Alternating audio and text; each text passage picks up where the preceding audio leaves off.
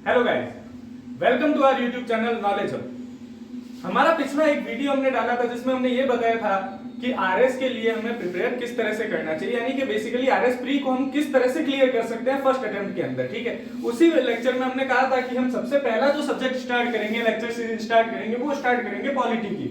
ये one of the major and most important subject in all exam. जितने भी non technical के exam होते हैं, नॉन टेक्निकल यानी जो भी प्रोफेशनल कोर्सेज के अलावा जो भी एग्जाम होते हैं, चाहे वो आरएस हो, यूपीएससी हो, एसएससी, सीजीएल हो, जो भी सीएचएसएल हो, उनमें पॉलिटी जीके के अंदर सबसे बड़ा वेटेज रखता है और सबसे अच्छा खासा वेटेज रखता है। और मुझे ऐसा लगता है कि पॉलिटी एक बार सबको पढ़नी चाहिए, चाहे आप किसी भी एग्जाम की प्रिपरेशन कर रहे हो चाहे नहीं कर रहे हो। ठीक है, तो वो जो how to prepare for RS pre, उस वीडियो का लिंक मैंने नीचे दे रखा है डिस्क्रिप्शन में, आप जाके देख सकते हैं। एंड आई एम श्योर आपको काफी हेल्प मिलेगी और आप उससे कुछ एडवाइस ले सकते हैं। ठीक है, सबसे पहले हम स्टार्ट करेंगे आज पॉलिटी। तो आज हमारी पॉलिटी यानी आज के हमारे लेक्चर का जो लेआउट होगा वो सबसे पहला ये होगा कि हम सबसे पहले ये समझेंगे कि पॉलिटी और पॉलिटिकल साइंस के अंदर क्या डिफरेंस है। दूसरा, कॉन्स्टिट्यूशन, तो हमें कॉन्स्टिट्यूशन की जरूरत क्यों पड़ी और हमारे कॉन्स्टिट्यूशन के फंक्शंस क्या हैं। पॉलिटी को हिंदी में कहते हैं राज व्यवस्था, यानी आपकी राज यानी गवर्नमेंट, व्यवस्था यानी सिस्टम, जो अरेंजमेंट है, यानी अभी जो गवर्नमेंट का जो अरेंजमेंट है वो क्या है, पॉलिटी। तो हम अगर समझे इस चीज को कि पॉलिटी और पॉलिटिकल साइंस में डिफरेंस क्या है, तो देखिए इस तरफ आ जाता है हमारा पॉलिटी और इस तरफ आ जाती है हमारी पॉलिटिकल साइंस। दोनों में डिफरेंस क्या है, तो देखो पॉलिटी जैसा मैंने बताया है, पॉलिटी होती है राज व्यवस्था। राज व्यवस्था यानी आज पॉलिटिकल सिस्टम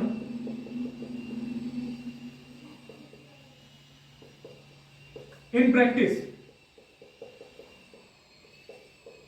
आज की तारीख में या अभी करंटली हमारे देश में या हमारे नेशन में, हमारे स्टेट में जो पॉलिटिकल सिस्टम प्रैक्टिस में है, यानी प्रैक्टिस में यानी कि अभी हमारा किस तरह का पॉलिटिकल सिस्टम है, हमारा कॉन्स्टिट्यूशन किस तरह का है, हमारी गवर्नमेंट किस तरह की है, फॉर्म ऑफ गवर्नमेंट किस तरह की है, वो सारा जो सिस्टम है जो अभी जो प्रैक्टिस में, उसके बारे में जब हम पढ़ते हैं, जो करंटली रनिंग में है, उसको कहते हैं पॉलिटी। वो हो गई हमारी पॉलिटी। अब अगर हम बात करें कि अगर ये पॉलिटी है तो पॉलिटिकल साइंस क्या होती है। पॉलिटिकल साइंस होती है किसी भी स्टेट, नेशन या फिर गवर्नमेंट की जो पॉलिसीज होती है उनकी स्टडी। किसी भी स्टेट की, गवर्नमेंट की, स्टेट का, गवर्नमेंट की, इनकी जो पॉलिसीज होती है उनकी जो हम स्टडी करते हैं तो वो हम स्टडी, उस स्टडी को कहते हैं पॉलिटिकल साइंस। ठीक है, तो पॉलिटी क्या हो गई, करंटली जो पॉलिटिकल सिस्टम प्रैक्टिस में है उसके बारे में जब हम पढ़ते हैं, उसके बारे में जब हम पता लगाते हैं तो वो होती है पॉलिटी। और पॉलिटिकल साइंस क्या होता है, स्टेट, नेशन और गवर्नमेंट पॉलिसीज की जो स्टडी होती है उसको हम कहते हैं पॉलिटिकल साइंस। अब हम बात करते हैं कॉन्स्टिट्यूशन, क्योंकि बेसिकली हम पॉलिटी के अंदर हमारा कॉन्स्टिट्यूशन पढ़ेंगे, क्योंकि हमारा कॉन्स्टिट्यूशन अभी प्रैक्टिस में, अभी हमारा जो देश है वो कॉन्स्टिट्यूशन के अकॉर्डिंग चल रहा है, रूल ऑफ लॉ के अकॉर्डिंग चल रहा है। ठीक है, तो पॉलिटी में हम सबसे पहले हम पढ़ेंगे इंडियन कॉन्स्टिट्यूशन। अब इंडियन कॉन्स्टिट्यूशन कब बना, कैसे बना, इसके क्या क्या फीचर्स हैं, हमारा कॉन्स्टिट्यूशन सबसे बड़ा रिटन कॉन्स्टिट्यूशन है, ये सब चीजें हम आगे पढ़ेंगे। रिटन कॉन्स्टिट्यूशन क्या होता है, अनरिटन कॉन्स्टिट्यूशन क्या होता है, किस तरह की पॉलिटी हमारी कंट्री में है, किस किस तरह की पॉलिटी होती है, ये सब चीजें हम आगे आने वाले लेक्चर्स में हम पढ़ेंगे। तो अभी आज हम देखेंगे कि कॉन्स्टिट्यूशन क्या होता है और कॉन्स्टिट्यूशन की हमें जरूरत क्यों पड़ी। हमारा देश जब आजाद हुआ तब हमने सबसे पहले कॉन्स्टिट्यूशन बनाया, तो हमें यह समझ में नहीं आया कि, आपको यह समझ में नहीं आया कि हमने कॉन्स्टिट्यूशन की हमें जरूरत क्यों पड़ी, क्यों जरूरत पड़ी कि हाँ हमारा कॉन्स्टिट्यूशन होना चाहिए। तो उसके लिए सबसे पहले है कॉन्स्टिट्यूशन वाई, यानी हमें कॉन्स्टिट्यूशन की जरूरत क्यों पड़ी। ठीक है, अब देखिए कॉन्स्टिट्यूशन करता क्या है। कॉन्स्टिट्यूशन लाता है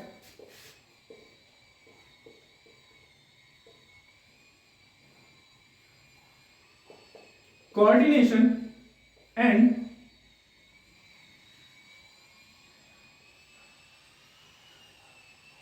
एश्योरेंस। कॉन्स्टिट्यूशन किसी भी कंट्री के अंदर कोऑर्डिनेशन और एश्योरेंस लाता है। कोऑर्डिनेशन और एश्योरेंस किस तरह से लेके आता है तो हम वो देखेंगे। देखिए कॉन्स्टिट्यूशन क्यों बना, ये समझने के लिए हमें ये समझना पड़ेगा कि कॉन्स्टिट्यूशन की जरूरत कब पड़ती है। जैसे मैं आपको एक एग्जांपल देता हूं, बाहर बहुत तेज गर्मी पड़ रही है, आप घर में आते हैं तो आप एसी, पंखा, कूलर जो भी है हम उनको स्टार्ट करते हैं। तो ये जो गर्मी है ये हमारे सामने चैलेंज है। उस चैलेंज को दूर करने के लिए हमने क्या किया, एसी ऑन कर दिया, कूलर ऑन कर दिया, पंखा ऑन कर दिया, ठीक है। तो उसी तरह से वो जो चैलेंज आते हैं, जैसे हमारा देश बहुत ही डाइवर्स कंट्री है, हमारा जो नेशन है इंडिया जो है वो हाईली डाइवर्स है। डाइवर्स किस बेसिस पर, रिलीजन के बेसिस पर, कास्ट की बेसिस पर, रेस की बेसिस पर हमारा देश बहुत ही डाइवर्स कंट्री है, ठीक है। तो अब जब इतने अलग अलग तरह के लोग, अलग अलग धर्म के, अलग अलग जाति के लोग, अलग अलग कल्चर के लोग जब एक साथ रहेंगे तो हमें कुछ बेसिक ग्राउंड रूल्स स्टैब्लिश करने पड़ेंगे। तो वो ग्राउंड रूल्स जो है वो स्टैब्लिश करेंगे तभी तो हम एक साथ रह पाएंगे। तो वो सारे के सारे ग्राउंड रूल्स कौन स्टैब्लिश करता है, कॉन्स्टिट्यूशन स्टैब्लिश करता है, ठीक है। तो सबसे पहले इतने सारे हर तरह के लोगों के बीच में हम कॉन्स्टिट्यूशन के द्वारा कुछ बेसिक रूल्स होते हैं वो स्टैब्लिश करते हैं, जिसकी वजह से हमें कॉन्स्टिट्यूशन की जरूरत पड़ी ताकि इतने सारे अलग अलग तरह के लोग एक साथ रह सके। दूसरा, हमारे देश के अंदर कई सारे स्टेट्स हैं, कई सारे डिस्ट्रिक्ट हैं, काफी सारी अलग अलग ऑर्गेनाइजेशंस हैं, इंस्टीट्यूशंस हैं, उनके बीच में कोऑर्डिनेशन का काम कौन करता है कि भाई इन दोनों के बीच में क्या कोऑर्डिनेशन होगा और किस तरह से होगा। कोई भी दो तरह के इंस्टीट्यूशन है उनके बीच में कोऑर्डिनेशन किस तरह से होता है या किस तरह से होगा, उसके क्या रूल्स होंगे, वो हमें कौन बताता है, वो हमें हमारा कॉन्स्टिट्यूशन बताता है और उन रूल्स का एश्योरेंस भी देता है।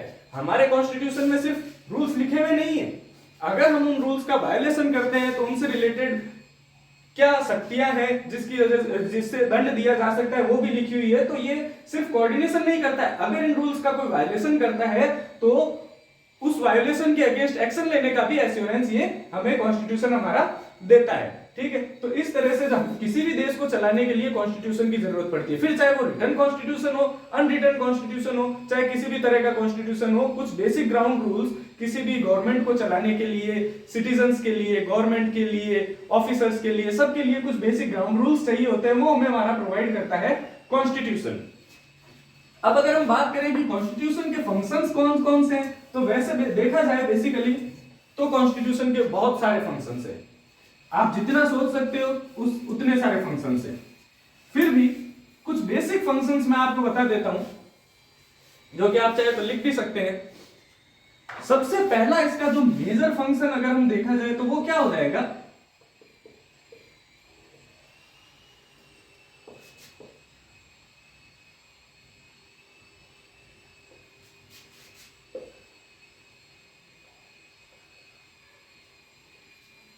it reflects ideology and philosophy of the nation. It reflects ideology and philosophy of the nation. आप किसी भी देश में गए आपको क्या पता लगेगा कि हमारे उस देश में क्या कानून है, क्या कानून व्यवस्था है, क्या लॉज है, क्या बायलॉज है, ये आपको कैसे पता लगेगा, उस देश का कॉन्स्टिट्यूशन पढ़ के। हाँ, और जैसे ये सीधा सीधा रिफ्लेक्ट करता है आइडियोलॉजी और फिलोसॉफी को। अगर हम बात करें हमारे कॉन्स्टिट्यूशन के प्रियम्बल की यानी कि प्रस्तावना की, तो उसमें कुछ हमारी एस्पिरेशंस लिखे हुए हैं, कुछ आइडियोलॉजीज लिखी हुई है, जैसे कि हमारा देश सेक्युलर होगा, सोशलिस्ट होगा, ठीक है, इस तरह से रिपब्लिक होगा। तो ये हमारे देश की क्या रिप्रेजेंट कर रही है, क्या रिफ्लेक्ट कर रही है, आइडियोलॉजी कि हमारा देश एक धर्मनिरपेक्ष देश होगा। तो ये क्या बता रहा है, कॉन्स्टिट्यूशन के प्रियम्बल में लिखा हुआ है, तो ये क्या बता रहा है कि हमारी आइडियोलॉजी किस तरह की है कि भाई हम सभी धर्मों का सम्मान करेंगे, ठीक है। ये आइडियोलॉजी और फिलोसॉफी बताता है कि आप इस देश में अगर रहते हैं तो इस देश की आइडियोलॉजी, इसके देश के जो लॉज हैं वो किस तरह से काम करते हैं, ठीक है। तो ये आइडियोलॉजी और फिलोसॉफी को रिफ्लेक्ट करता है, ठीक है।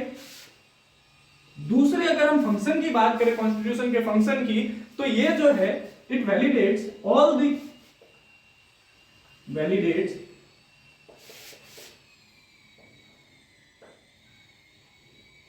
The laws. ये सारे हमारे कानून बनेंगे या जितने भी हमारे जो देश में कानून बने हैं उनको वैलिडेट कौन करता है, कॉन्स्टिट्यूशन। हमारे देश में किसी भी तरह का कोई भी कानून ऐसा नहीं बन सकता जो कि हमारे कॉन्स्टिट्यूशन के जो आर्टिकल्स है, कॉन्स्टिट्यूशन के जो सेक्शंस वगैरह हैं, जो भी कॉन्स्टिट्यूशन के अंदर लिखा हुआ है उनको ओवरकम करता हो, यानी कि उनका वायलेशन करता हो। कोई भी ऐसा लॉ नहीं बन सकता जो कॉन्स्टिट्यूशन के किसी भी आर्टिकल का वायोलेशन करता हो। अगर इस तरह से कोई भी कानून बन भी जाता है तो सुप्रीम कोर्ट के पास उसका पावर है, उसको नल एंड वॉइड यानी कि उसको पूरी तरह से स्क्रैप करने की पावर भी सुप्रीम कोर्ट को कॉन्स्टिट्यूशन ही देता है। तो हमारे देश के अंदर, हमारे नेशन के अंदर जितने भी लॉज बनेंगे उनको वैलिडेट करने की जिम्मेदारी किसकी है? कॉन्स्टिट्यूशन की, यानी कि उनको वैलिडेट कौन करता है? कॉन्स्टिट्यूशन। फिर तीसरा देखिए, कॉन्स्टिट्यूशन का एक और बहुत ही इंपॉर्टेंट फंक्शन है। वो फंक्शन ये है कि ये जो ऑर्गेनाइजेशनल फ्रेमवर्क होता है कि भाई किस किस तरह की ऑर्गेनाइजेशंस होंगी और वो किस तरह से काम करेगी, वो किस तरह से बनेगी, उनमें मेंबर किस किस तरह से होंगे, वो जो ओवरऑल पूरा फ्रेमवर्क है, ठीक है ना, चाहे वो गवर्नमेंट के लिए हो, चाहे दूसरे किसी भी दूसरे एजेंसीज के लिए हो, या फिर किसी भी कमीशन के लिए हो, तो उसका टोटल फ्रेमवर्क जो है वो कौन बताता है? हमें कॉन्स्टिट्यूशन बताता है। ये हमें प्रोवाइड करवाता है organisational framework for the government and other institutions also. तो ये तीन हमारे मेजर फंक्शन है जो कि कॉन्स्टिट्यूशन करता है। दूसरा,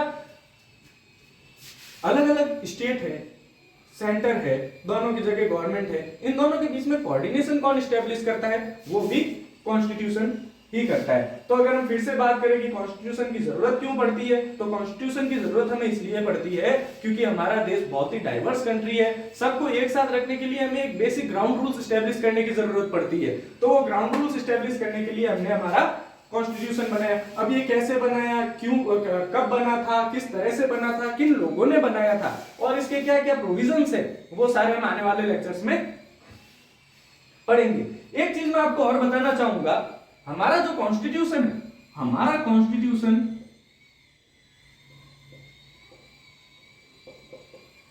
fundamental and organic in nature है। अब आप कहेंगे कि भाई फंडामेंटल तो हो गया क्योंकि ये जितने भी बाकी के सारे लॉज हैं उनको वैलिडेट करता है, इसलिए हमारा कॉन्स्टिट्यूशन जो है वो फंडामेंटल है।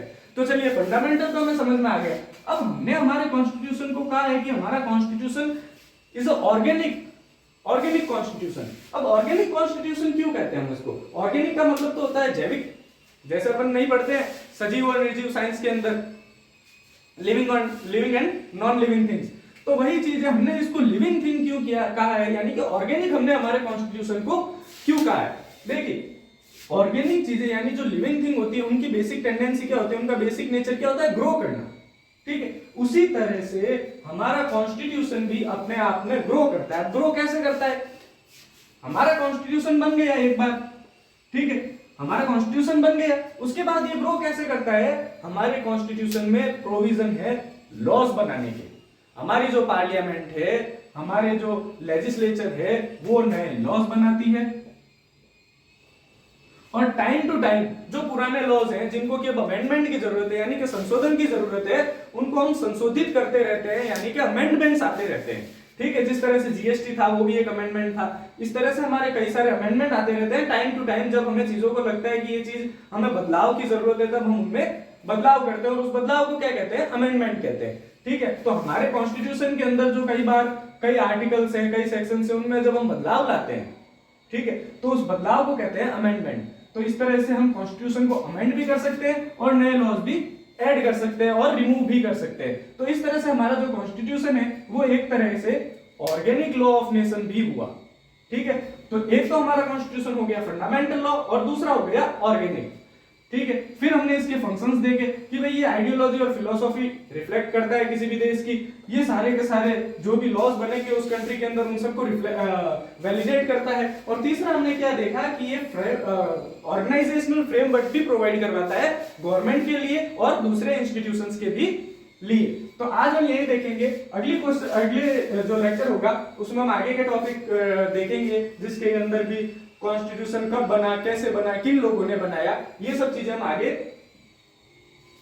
डिस्कस करेंगे, ठीक है। तो आज के लिए इतना ही। और जो मैंने आपको बताया था, जो पिछला वीडियो है आरएस प्री के प्रिपेयर कैसे करें प्री के लिए, तो उसका लिंक मैंने डिस्क्रिप्शन में दे दिया है। आप चैनल को लाइक कीजिए, सब्सक्राइब कीजिए और ज्यादा से ज्यादा शेयर कीजिए। Thank you.